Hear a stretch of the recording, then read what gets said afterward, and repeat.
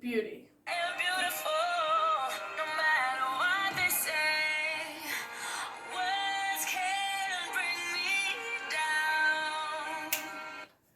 With that one word, I already know exactly what you're thinking. A gorgeous person with beautiful eyes, long hair, and flawless skin. It makes sense, of course, as that is the definition of beauty. But why should that be the main answer? With all this talk about beauty on the inside. One of the most famous quotes given to us is by Edwin Wolff, who said, "Never judge a book by its cover." Yet we still do that for people every day. But the priorities of people have changed nowadays because our world has painted a picture of what we need to look like in order to be deemed beautiful. But why should we be the artists who get to paint this picture? A picture that can build up, but can equally destroy someone else's life. This is why it was much better back then. Yes, there were other problems with the olden days, but it was all about showcasing your natural face. People were a bit judgy, but they were pretty honest too, and that's a difficult quality to find nowadays. And looking a certain way didn't necessarily affect you. Some of the most talented people in the world look different than the natural standard of beauty, but it doesn't affect them, because who they were on the outside didn't matter as much as who they were on the inside, because their looks never took away from their talent. To give an example, the king of pop, Michael Jackson. He was diagnosed with a skin disease called vitiligo, which is a disorder that destroys the pigmentation in the skin. So basically it makes it lighter. People did criticize him because his lighter skin took away from his African heritage. But it was a small thing. It didn't matter as much as it could have, because his talent is what made him beautiful. Back then, people didn't create lies about your appearances or who you were.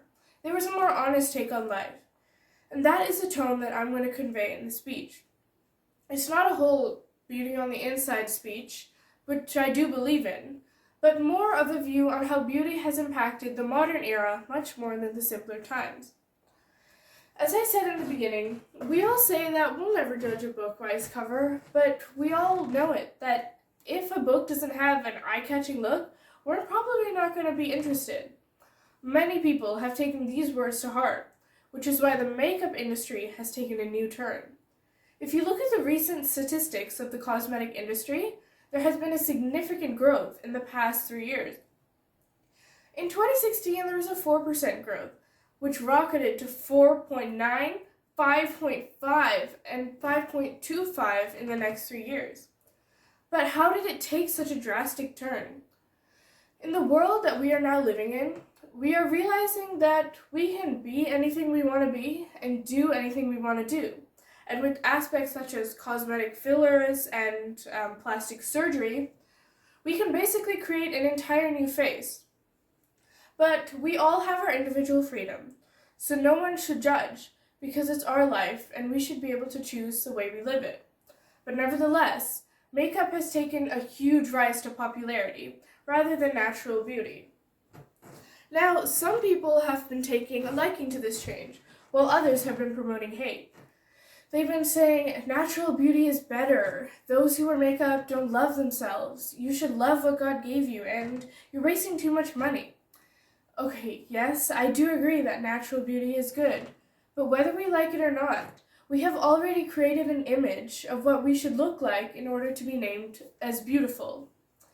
Self-love campaigns are something that has been spread all around the world, but we already know that people do care about what we look like. When we put on makeup, we create a more enhanced version of ourselves, which brings us happiness. It gives us a sense of confidence, which is good, because we need it to face the world, because let's face it, we are a little bit judgy as people. There's nothing wrong with this, of course. But could you imagine if we lived in a world where nobody cared? If we had a glam day and a natural day, and everybody was like, all right, I love the natural version and the glam version. I love both types. There has also been a lot of hate surrounding the "you should love what God gave you" part in the makeup industry. But this can apply to so many aspects. I mean, if we should love what God gave us, really, why did we destroy the earth with all these man-made objects?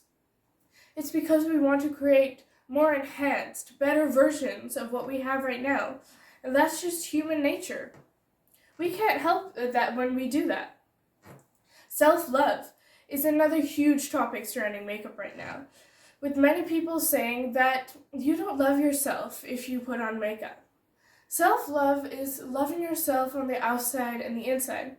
And if you're not happy with it, of course you can change it. But as long as you love yourself in the end, it doesn't matter what you did to get there, because you're happy now, and that's all that counts. There has been a rising backlash to this statement, with many beauty influencers now promoting what self-love actually is to them. James Charles is a huge star in this makeup industry, and is a great example for this speech. He has gotten a lot of hate because of his love for makeup with his gender, but he has had a thick skin throughout this entire thing, saying that he doesn't have time to waste on people who have nothing better to do than to just hate on others. He says that he loves himself no matter what, so he doesn't really care what others think of him. Kylie Jenner is another enormous beauty influencer who has completely changed the cosmetic industry with her transformed looks. She's gotten a lot of hate with the result of her new looks, and it has given her severe anxiety, but she continues to promote her brand and to encourage others to experiment with themselves until they are finally happy. She says that yes, she didn't love the way she looked before, so she changed it. And she said that she didn't love herself back then as a teenager as well, but statistics show that most teenagers don't love themselves too. She says that she is now happy in the present, and that's what really counts. Beauty nowadays is easier to achieve, but there's a higher standard of it. So, what really is beauty anyway? Is it beauty on the inside? Is it beauty on the outside? Or is it just something else completely? I hope that one day we will find the real, true meaning of this beautiful word.